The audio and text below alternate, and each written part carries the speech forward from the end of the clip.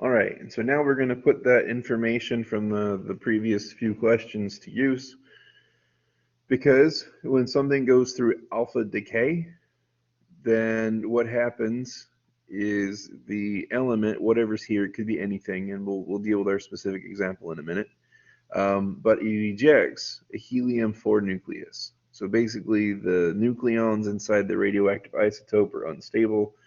The balance of protons to neutrons is just not good, and so it starts just throwing out particles in an attempt to more or less make itself feel better, feel more stable. Um, so this is where your actinide series sheet comes in handy, because curium, you may not be familiar with some of these symbols. You might know that curium is Cm, and you can read right here that it has 247 nucleons, but I'm going to guess there's a good chance you don't know how many protons it has without looking it up. So that's what that sheet's really for. If you go look, curium has an atomic number of 96.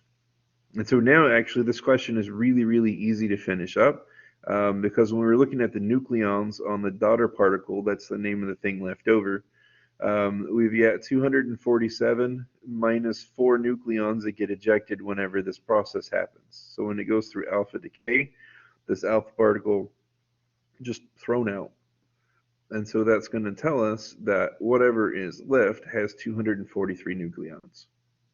Then similarly, when we're trying to find the number of protons, we can work through and see what this is going to turn into.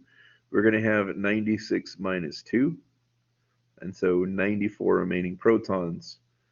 And as of right now, I don't know what this is, so I'd have to go to my actinide series or periodic table and see what element has 94 protons. And as it turns out, that's plutonium. Now, on the answer choices and on your assignments and tests, I don't have a good way to make it print like this. I can't stack the numbers in front.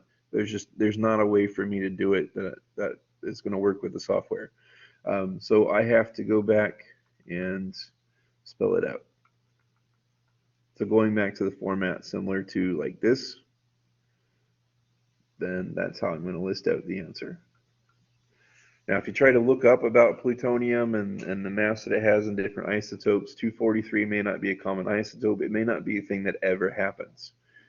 These are, random made up examples. So that's just what we get from this one.